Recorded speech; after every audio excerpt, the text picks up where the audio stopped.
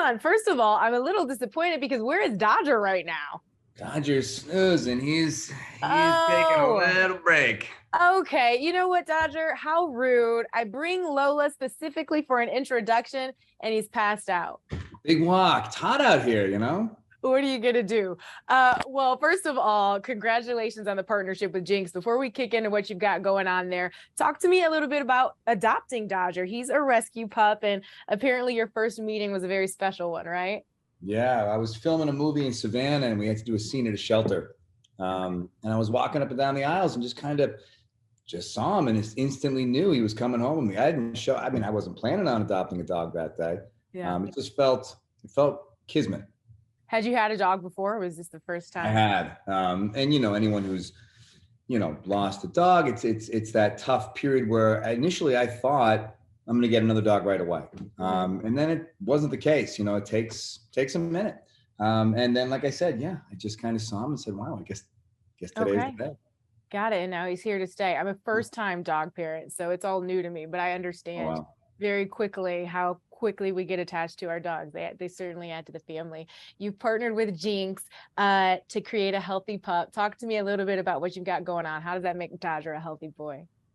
Well, I mean, the toughest thing with dogs is their nutrition. They can't tell us how they feel and what they need. And so making sure they live long, happy lives for as long as they can, you want to start with good nutrition. And sitting down with the folks at Jinx, it was just nice to meet people with shared passions. Feels less like business, more just like any other creative endeavor. And they have a great product. So it just felt like, why wouldn't I do this? Absolutely. You rescued Dodger. What would you say about the importance of rescuing pups, particularly now more than ever?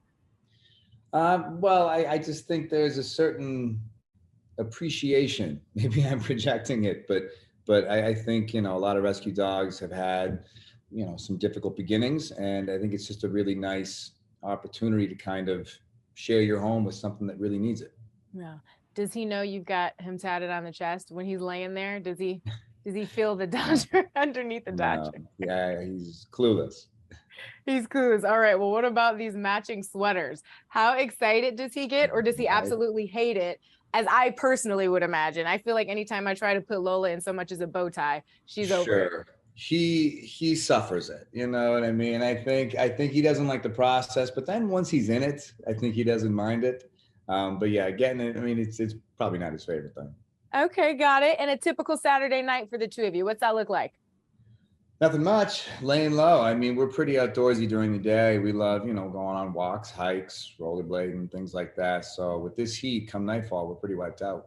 Okay, got it. Now we're going to do a doggy rapid fire. So I want the first thing that comes to your mind, Dodger's favorite treat. What's his favorite doggy treat?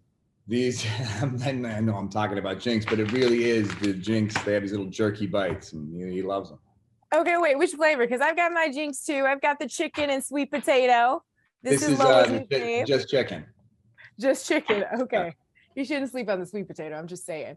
Okay. Who's the bigger pillow hog? Who's still in the pillows at night? You or him? Oh man, Dodger knows to stay down at the foot of the bed, but he still doesn't understand the concept of like space sharing. He's a big horizontal sleeper. He manages to take up a lot of space. What's yours is his. Honestly, everything that's yours is his. So I think he gets free reign.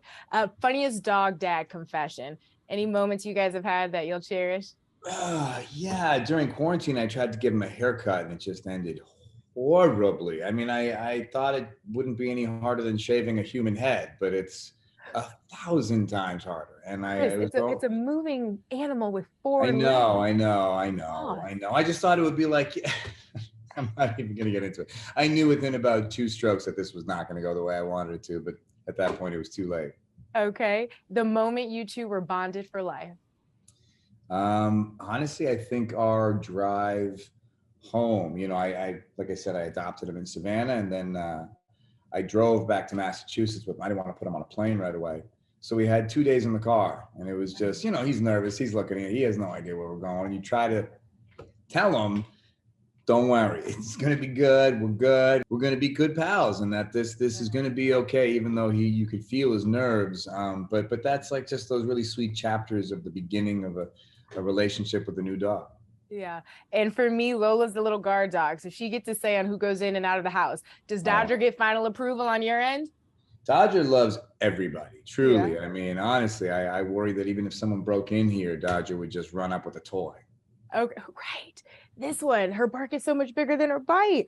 Yeah, Okay, oh, he well, barks, he barks, but he's looking for fun. last question. You gonna ask him? Is Dodger single and ready to mingle? Does he like redheads, Chris? That's really funny. You know, I've never asked him. Okay, well, you guys circle back around and report back, okay? Sounds good.